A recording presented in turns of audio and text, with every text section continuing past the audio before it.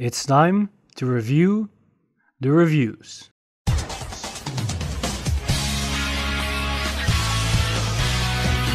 Stand up, Vanguard! Hey Cardfighters, welcome back to a new type of video where I'm gonna review the previous set reviews. And what I mean with that is I'm gonna take every clan and bring them to the whole picture, as looking at each individual clan might not give us a complete picture of what the clan support wave meant for the clan in its entirety. Also, what I'm going to use this video for is to update my previous ratings of cards that might have changed while discussing with you guys in the comments. So maybe one of you guys comment on my videos and state that you are underrating or overrating a certain card because of these and these reasons, and you're not looking at it from this standpoint. And when I come to the conclusion that I changed my opinion about a card, I never really updated my ratings or did something about to enlighten you guys of what has changed. And this is where these videos are going to come into place or into working. So what I highly recommend you guys is to comment on the future set review videos if you aren't on the same page with me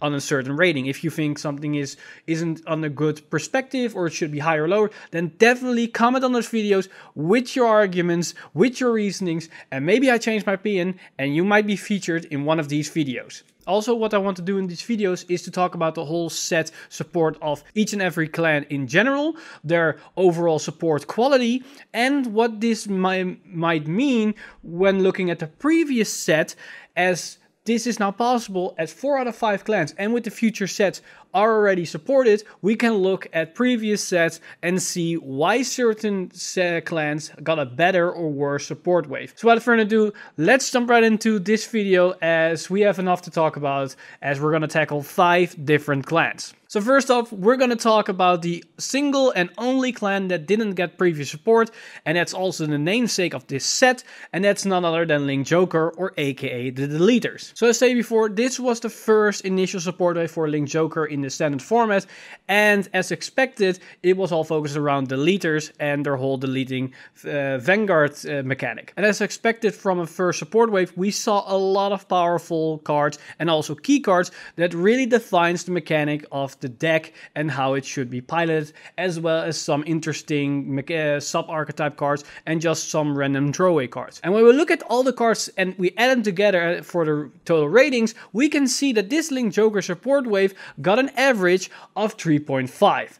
And that is pretty damn high, as that signals that on average, every card got either a 3-star or a 4-star rating. And as said before, this is very logical, as the first support wave needs to be on a high level, as this will define their key mechanic, their key components, probably their most important cards for the upcoming sets, as these cards will be used the longest of times.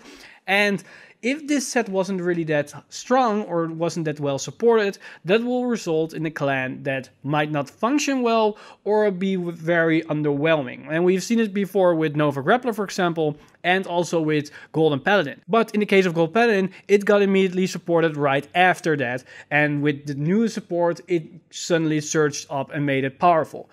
This could also been the case for Link Joker, as we now know that Link Joker is going to get 2 extra support waves, but at the same time, those support waves probably wouldn't be that strong, or will be very specific towards another mechanic or another archetype, as the second will be around the Planetary Corpse brand, and the second one after that is gonna be about Messiahs. And overall, my ratings for the cards are still the same, as it's a very new deck and there isn't really a lot to talk about from player's perspective or from player experience over time with certain cards. But what I want to retract is my initial rating of the Opener of the Dark Gates, or Opener of Dark Gates. As pointed out by Everyday Anime, the value of getting a free card on the field for a clan that's focused around attacking a deleted Vanguard is very important. I also stated that in the ratings of Elro and Alba, as how important it is. So with my own argument, I should have rated this card a little bit higher.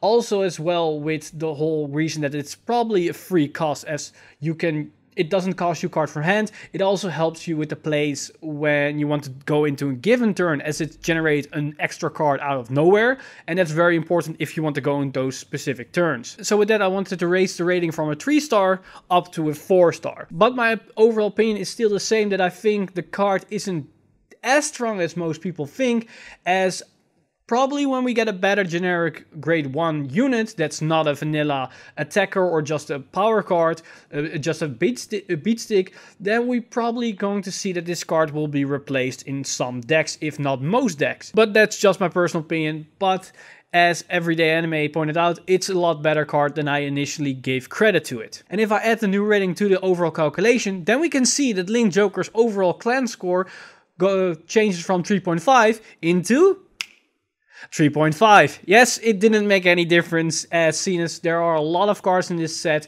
and just adding one extra star to one single card is not going to change the overall quality of the clan. Now, with Link Joker out of the way, let's talk about the second clan and one of the interesting support wave of the set, and that's about Dark Irregulars. Dark Irregulars just came out of a bad start, as their first support wave was very underwhelming with NOK, and it really didn't do much in the meta format, as a lot of cards were focused around having a big soul, but not a lot of cards enables quick enough soul charging or not consistent enough. And it made the deck very inconsistent and very clunky, and it didn't perform well, at least in standard. But with the second support wave, we can see that they're probably going to change up, and we're gonna see a much consistent and much faster deck.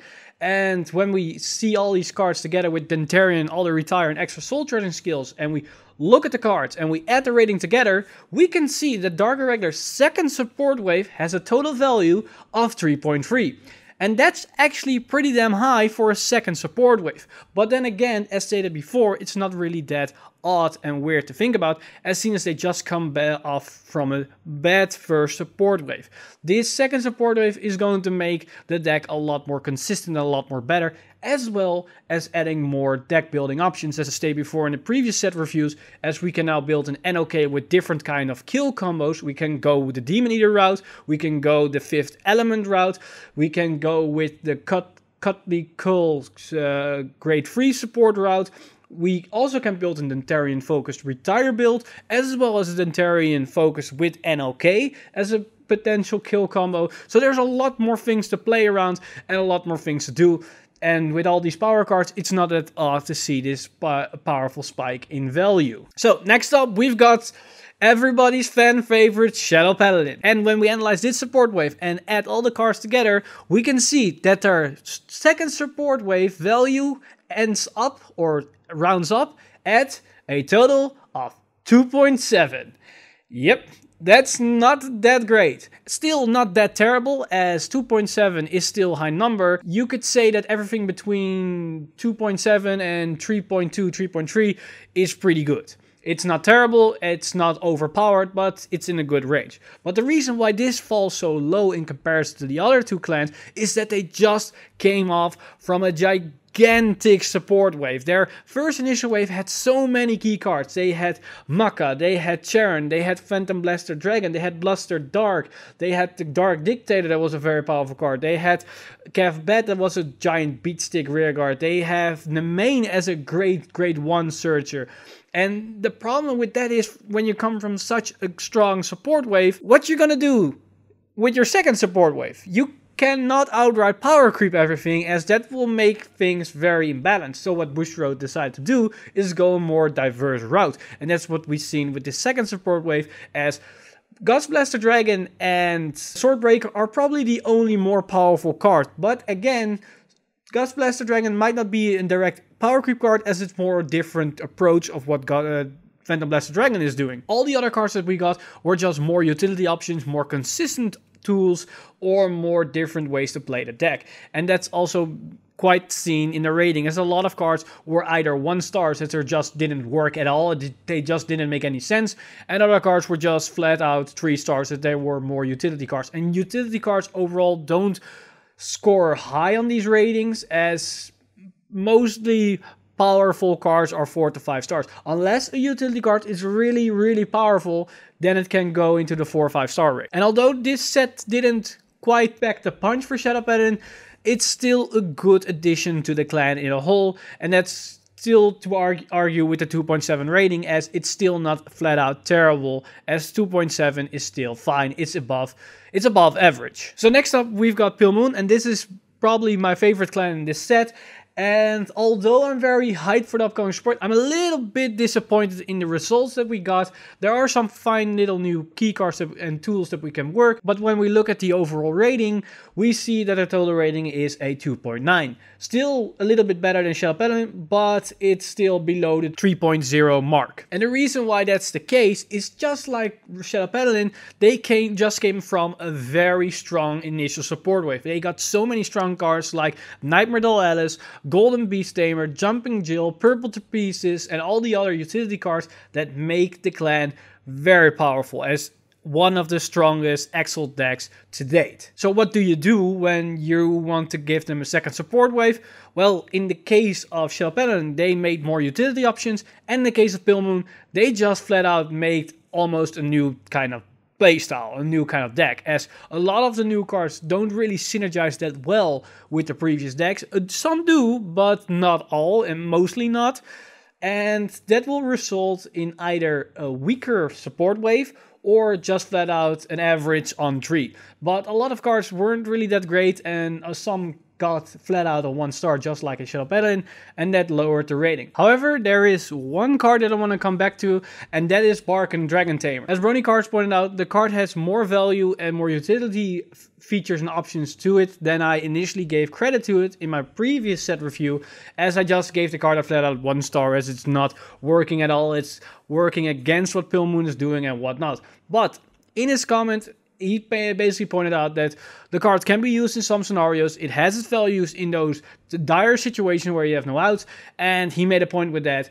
And the card could be useful in some builds, although it's nowhere near the 4 or 5 star range, as the card has some big drawbacks. As when you go on that thing and you use its skill and you have no way to go to a different grade 3, you're probably stuck and cannot do anything from that point onward, and you're probably gonna die anyway.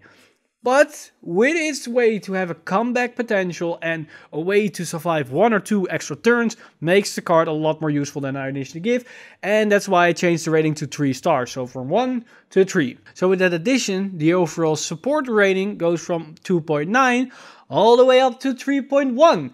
And with that, we reached the 3.0 mark, and we can now see that the supporter is pretty damn good, and it has overall utility and playability. And that also makes a lot of sense, as we can build 2 different decks, maybe even more, depending on which routes you want to go. And we have so many utility options added to the packages that we already got in the previous set. So Pillmoon is looking pretty damn good. There's a lot of playability, a lot of options, and the clan can do a lot with all these new tools. And to round this video up, we're gonna talk about Murakumo, and this is one heck of a support wave. We've seen all kinds of new things. We have tools for every archetype, as well as a new supporting archetype with Shiryuki. And we can see that their overall clan rating is a whopping 3.3, and that's pretty damn high, just like Dark Irregulars. But the only weird part is, Murakumo already came from a very strong and powerful set with the whole Zanbaku thing, although Mandala Lord wasn't really that impactful in most of the meta. Zanbaku definitely was, and it's really odd to see from one strong set up to a different strong set, but when we take all things in consideration, they supported all the different archetypes pretty damn well, and the overall ratings is spread over these different archetypes, which will make each deck not as much more powerful as you would expect from a set rating of a total of 3.3. As we've seen Mandala Lord support, Shiryuki support, and as well as Dueling Dragon support as some random throwaway cards. And again, with this clan, there wasn't really a lot of comments that were of a different opinion or that really swayed in a different direction. So the overrating is still the same. And there's not really a lot to change about, as there are obvious really powerful cards as in the form of Shiryuki herself.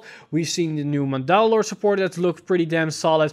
Also the new Grade 1 that can copy anything, that's just asking for broken stuff either when the card comes out for premium or potentially when future cards are revealed. as well as the new grade 3 for Dueling Dragon Zangeki. That's just really scary, but at some point might not be strong enough, or better said, fast enough to make an impact in the meta. But we have to wait and see what these cards can do. And with that, we talked about every clan and their total support value and maybe some ratings that I wanted to update. But with that, I also want to ask you guys, what do you want to see in these specific videos? Do you want me to address certain aspect of these sets or different clans? Do you want me to compare certain things with previous set or potentially future? This is a new video concept that I'm working out, and I want you guys feedback into what you guys want to see in this type of videos, where I go back and look at the total picture of the set, so you can have a starting point if you are interested in what the set might mean for Vanguard itself. And with that, we conclude this video. So as always, guys, if you like the video, hit the bell button, subscribe, and all those good stuff. And as always, I'm Mr. Time Leap, and I'll see you guys in the next one.